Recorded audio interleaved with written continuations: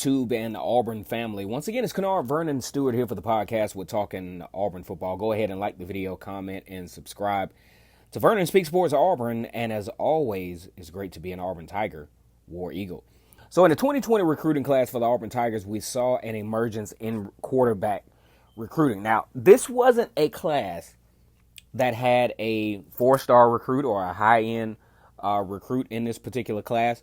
But it was a class that allowed Auburn to have a little bit more depth and a few more options in the event that, say, Bo Nix gets hurt or Cord Sandberg or something in that nature happens for the Tigers. Because if you look at last year, Auburn really were fortunate from an injury standpoint. The only substantial injury from last year came from Boobie Whitlow, the running back, who suffered a mild knee injury, which had him out for a couple of games. But other than that, Auburn was very, very fortunate, especially at the quarterback position, where there were no severe injuries sustained. Unlike 2016, say, when Sean White was injured, and that changed the whole trajectory of the season. Auburn goes 9-4 in 2019 with a loss to Minnesota in the Outback Bowl. Would have been nice for Auburn to have won that game. That would have been Auburn's first 10-win season since 10-plus win season since 2017. Would have been the third of Gus Malzahn's 7-8 year tenure at Auburn. But either way, you look at the 2020 recruiting class, and from a quarterback standpoint, adding a lot of depth to that particular position. A very interesting group, I think. You have Chaleel Garnett, who is a 8.86 recruit. You also have Kylan Newton, who's actually, ironically, former Heisman Trophy winner and national championship quarterback. Cam Newton's brother. Cam Newton actually going for the second chance at New England. I really wish for him the best there. You talk about an iconic program, an iconic NFL football team. Cam Newton really has a chance. And Jarrett Stidham, by the way, who a former Auburn quarterback, definitely has a chance to put the quarterback position at Auburn on the map in one of the most storied NFL franchises in history. Big shout out to those two guys there. But when we look at one particular player in this particular group, which I think is probably one of the more intriguing of all the guys mentioned. You got Sawyer Pate out of Alabama, Thompson High School in Alabaster, Alabama. He actually led Thompson High School to their first championship in 30 years. He was brought on to the Auburn Tigers as a preferred walk-on. Now, what it means to be a preferred walk-on is you're not offered a scholarship, but you are guaranteed a spot on the roster. And a lot of folks would love that for Power 5 football. But when you really think about the stats that this guy was able to produce while at Thompson High School, it was absolutely astounding what Sawyer Pate was able to do. You're talking about 3,100 plus yards, 41 touchdowns, 5 interceptions, and also leading Thompson to a 7A state championship. That's the highest level of play in the state of Alabama.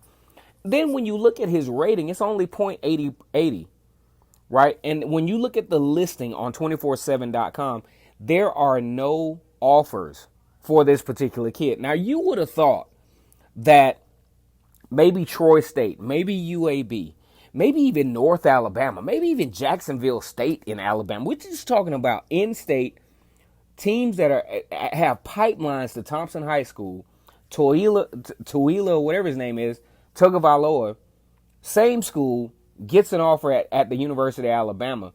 But this kid, put up astounding stats, but no offers. Here's why, though. I got a chance to look at some of his highlights. Yes, he did put up some amazing stats. You're talking about a finalist for Mr. Alabama in football. Super Elite 11 for the state of Alabama, ASWA. The real issue all boils down to how this particular talent is transferable, at least to the Power 5 level of competition. Now, I'm not saying that I'm still really shocked that nobody in the Division II, nobody in Division 1 AA offered this kid something, okay? But when you look at all of his intangibles, number one, he's 6'1", 205 pounds, which is not bad height. But if you're going to be a strictly pro-style quarterback, you're going to need to be a little bit taller. I think at 6'3", and you're a strictly pro-style quarterback with the arm talent that he did have, I think he has a much better chance. Because at 6'1", 205 pounds, being a strictly pro-style quarterback really limits your threat as an elite quarterback at the Power 5 level. Another thing about Sawyer Pate that was interesting as to why really no one was just interested in his abilities is the fact he's not really mobile at all. When you think about how the defensive ends crash in Power 5, when you think about how quick the pocket collapses, even in high school, he had a 3-second window, and he did a pretty good job. But if the speed was just a little bit more, he would have been forced out of the pocket and he would have been sacked. His scrambling ability is not at all elite, and definitely not one that would catch the eye of a recruiter in Power 5. That's one of the things that stood out to me is he wasn't very elusive. He had pretty good vision. He wasn't terrible at all. You can't be terrible if you throw for 3,152 yards. But when you talk about how that trajectory is going to transfer over to Power 5 football, when you look at him on film, it's just not going to happen. I think with development, he can be okay as a backup in Power 5.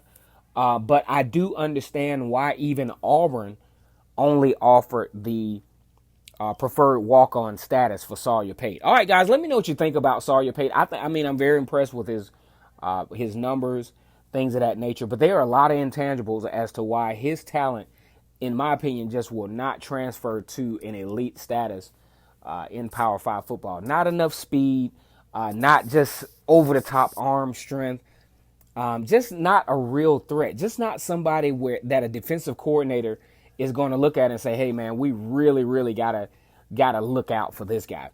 All right, guys, there you have it. Once again, it's Kennard Vernon Stewart here for the podcast. We're talking Auburn football. Go ahead and like the video, comment, and subscribe to Vernon Speaks Sports Auburn. I appreciate the growth. I appreciate the support. And as always, it's great to be an Auburn Tiger, War Eagle.